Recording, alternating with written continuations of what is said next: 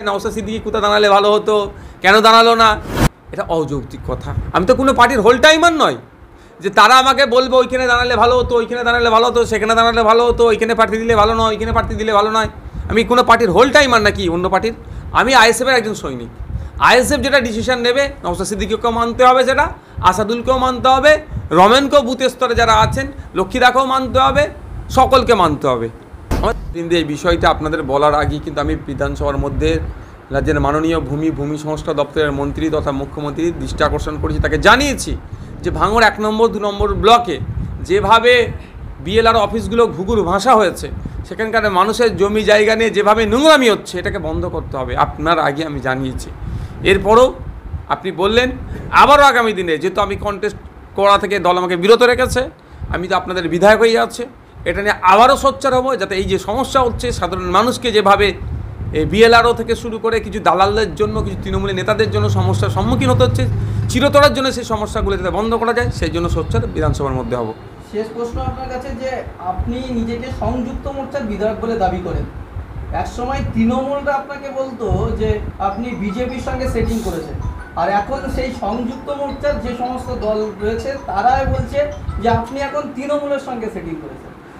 কিন্তু ব্যাপারটা হচ্ছে, আঙ্গুর ফল না খেতে পারলে কি হয়, টক। কেউ যদি মনে করে আইএসএফকে বগল দাবিয়ে রাখবো, কেউ যদি মনে করে নওশাদ পার্টির হোল টাইমার আমাদের, সেই ভাবনা যদি তাদের ভুল হয়, আর ভুল ভাবনা, সেখানে আমি কী করতে পারি? আমি তো কোনো পার্টির হোল টাইমার নয় যে তারা আমাকে বলবে ওইখানে দাঁড়ালে ভালো হতো, ওইখানে দাঁড়ালে ভালো হতো, সেখানে দাঁড়ালে ভালো হতো, ওইখানে প্রার্থী দিলে ভালো নয়, ওইখানে প্রার্থী দিলে ভালো নয়।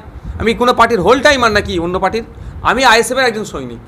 আইএসএফ যেটা ডিসিশন নেবে, নওশাদ সিদ্দিকীকেও মানতে হবে, সেটা আসাদুলকেও মানতে হবে, রমেনকেও বুথ স্তরে যারা আছেন, লক্ষ্মীদাকেও মানতে হবে, সকলকে মানতে হবে। আমাদের পার্টি ইন্টারনাল ডিসিশন। এবার সিপিএম যদি ঠিক করে দেয়, কংগ্রেস যদি ঠিক করে দেয়, বামপন্থীরা যদি ঠিক করে দেয় নওশাদ সিদ্দিকী কোথা দাঁড়ালে ভালো হতো, কেন দাঁড়ালো না, এটা অযৌক্তিক কথা। তাহলে তো আমি এখানে বলতে পারি মীনাক্ষী দি কেন ডায়মন্ড হারবারকে দাঁড় করাচ্ছে না, শত্রুঘ্নদাকে কেন ডায়মন্ড হারবারে দাঁড় করাচ্ছে না, সুজনবাবু একজন হেভিওয়েট নেতা, তাকে কেন ডায়মন্ড হারবারে দাঁড় করালো না, শ্রমিক লাহিড়ী মহাশয় 3 বারের এমপি, তিনি ডায়মন্ড হারবার থেকে তিনি হয়েছেন, তাকে কেন দাঁড় করালো না, আর প্রতিকুরকে কেন দিল? প্রশ্ন তো আমি করতে পারি, কিন্তু এটা অবাঞ্ছিত কোশ্চেন হয়ে যাবে। এই প্রসঙ্গ আসছিল বলে বলছি, কারণ পার্টি, সিপিএম পার্টি বা লেফট ফ্রন্ট কাকে কোথায় দাঁড় করাবে সেটা আমি বলে দিতে পারি না। ভাঙড়ের একই তৃণমূল নেতা শওকত মোল্লার উপরে তার আইনজীবী বিস্ফোরক মন্তব্য করছে, শওকত মোল্লা ফাঁসিয়েছে আরাবুল সাহেবকে, কি বলবেন?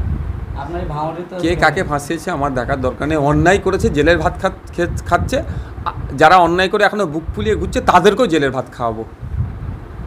অন্যায় করেনি, আমার ছেলেকে গুলি করে মেরেছে, অন্যায় নয়, এটা ফাঁসানোর প্রশ্ন। কিন্তু কথা হচ্ছে ওই কেসে আরও অনেকের নাম আছে, তারাও একটাও ছাড় পাবে না।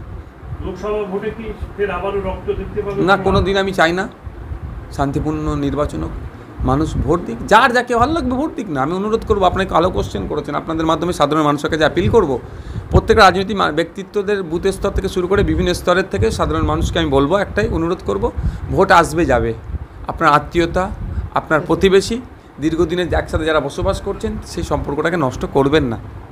ভোটের জন্য আপনি আপনার আত্মীয়র মাথা ফাটাচ্ছেন, আপনার আত্মীয়র নামে মিথ্যাকে মামলা দিচ্ছেন, আপনার আত্মীয়কে ডিস্টার্ব করছেন কেন? ভোট তো আসবে যাবে, ভোট আসবে যাবে, কিন্তু আপনার আত্মীয়তাকে নষ্ট করবেন না। অনুরোধ করছি, শান্তিপূর্ণ নির্বাচন করুন, যার যাকে ভালো লাগবে ভোট দিন, যার যে দলের হয়ে ঝান্ডা বইতে ভালো লাগবে কাঁধে নিয়ে বলুন অমুক সাহেব, অমুক দাদা, অমুক দিদি জিন্দাবাদ স্লোগান দিন, ঠিক কথা। অন্যে আপনার প্রতিবেশীর সাথে ওই অমুক দাদা অমুক দিদির জন্য লড়াই ঝামেলায় জড়িয়ে পড়বেন না। এতে এন্ড অফ দ্য ডে ক্ষতি আপনার হচ্ছে, আপনার প্রতিবেশীর হচ্ছে, দাদা দিদির কিচ্ছু ক্ষতি হবে না। দাদা দিদি দেখবেন এসি রুমে বসে থাকবে, বড় বড় ভাষণবাজি করবে এসি রুম থেকে, আপনার ক্ষতি হয়ে গেলে, আপনার পরিবারে কেউ মারা গেলে এসে অমর রহে বলবে, নাহলে একটা ফুল দিয়ে চলে যাবে আপনার লাশের ওপরে বা আপনার পরিবারের লাশের ওপরে। সারা বছর আপনার পরিবার কিভাবে চলছে না চলছে দেখবে না, আবার ঈদের সময় বা পুজোর সময় আসলে একটা কাপড় দিয়ে ছেড়ে দেবে। এই কাজ আপনারা মোটেও করবেন না। পরিবার পরিজনকে নিয়ে ভালো থাকুন, সুখে থাকুন, এটা চাইবো। হ্যাঁ, গণতন্ত্রের উৎসব, গণতান্ত্রিক প্রক্রিয়া উদযাপন করুন। মানুষের উপরে নির্ভর করছে। তো আমরা তো বলবো যে কটা দিচ্ছি সে কটাই জিতবো। মানুষ যে কটাতে আমাদের চাইবে, মানুষ যেভাবে আমাদের রেজাল্ট চাইবে, মানুষ যদি চায় তাদের কণ্ঠ হয়ে পার্লামেন্টে আইএসএফ যাক, তাহলে যাবে, আর মানুষ যদি না চায় যেতে পারবো না।